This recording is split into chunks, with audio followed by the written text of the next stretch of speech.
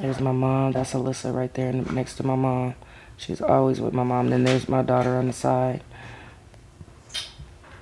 I just zoomed in on them. There's Alyssa. You just never think this would happen to you or to your family. You just never think it would happen to you.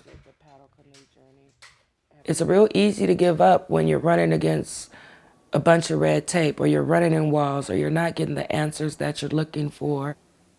It's just walking around with an open wound that'll never heal.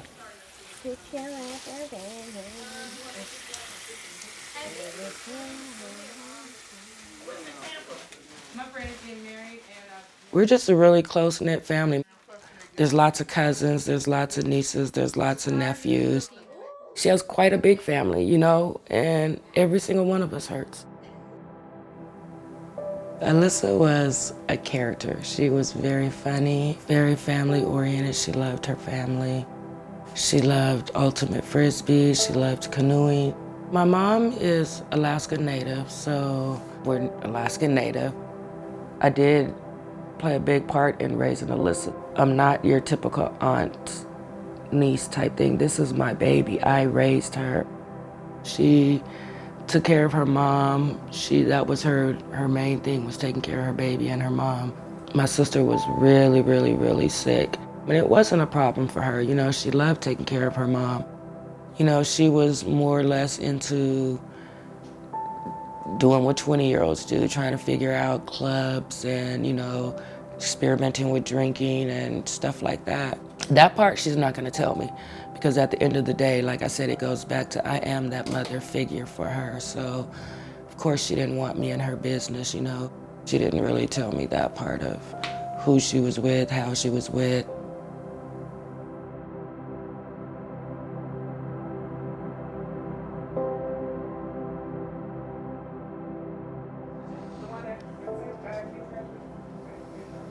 I don't want no beef with the police because I have to live here. I'm scared to go up there and be like, hey, I don't feel like you're doing enough in Alyssa's case. We also needed some kind of advocate, like to let us know what to expect next, even what our rights was as far as dealing with the police. They're questioning us, their way of questioning us. This was Alyssa's drum when she was a baby, and Alyssa's brother just painted it, and that's his design that he did. There was a book I was inspired by, and then I just incorporated the missing and murdered Indigenous women thing, you know what I mean, with the red dress. Yep, my aunt asked me to do it, you know, for the vigil and all that, so I was like, you know, it's just something I could do to contribute. On that one, I started coloring that one.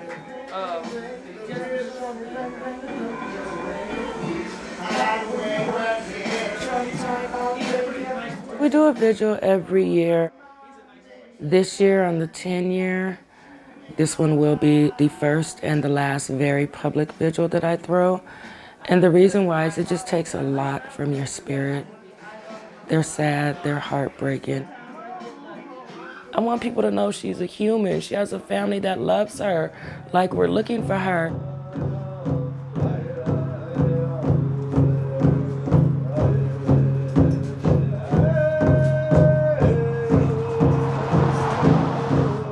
Lately, it's been me everywhere, and people are looking like I'm the only person for Alyssa.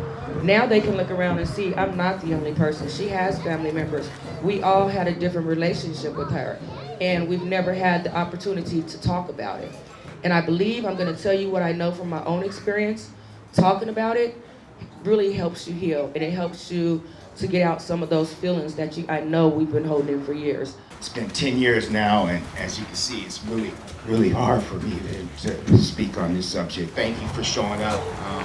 Trying to bring my daughter home. I know she's still out there somewhere. I hold faith in that. That's what keeps me going strong. I can't even comprehend that it's been 10 years. I raised Alyssa from the time she was born. I'm thankful to so many of the people I see here that have been here at our memorials since the very first. I love and appreciate everybody here.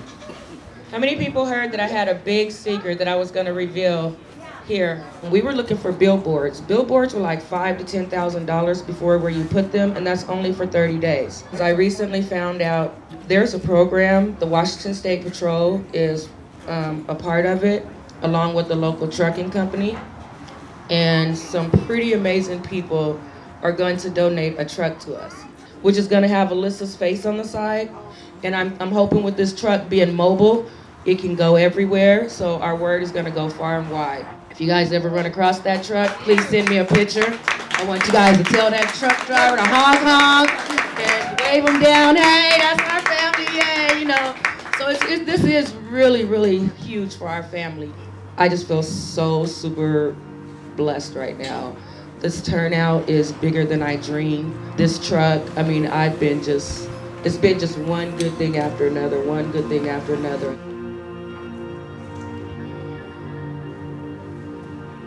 Today, Shazam is wrapping our trailer that's featuring pictures of Alyssa McLemore, and the tractor and trailer combo will be going up and down the I-5 corridor. Camway Transportation is working with Washington State Patrol. Previously, we'd been featuring just missing children, but after we reviewed Alyssa's case, we just felt that it needed some exposure. We have a tool, which is our trailers, that is essentially a driving billboard to help bring exposure to somebody's case. Why not? Because somebody out there does know something, you know, and it's just, I feel it's just lighting a fire under, you know, creating that attention again. I know it brings hope. Sometimes hope is lost, but you have to just keep going.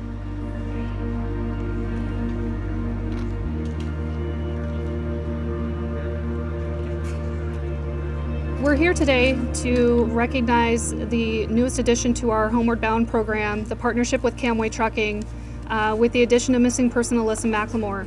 I would first like to see if there's anybody from the McLemore family that would like to speak at this time.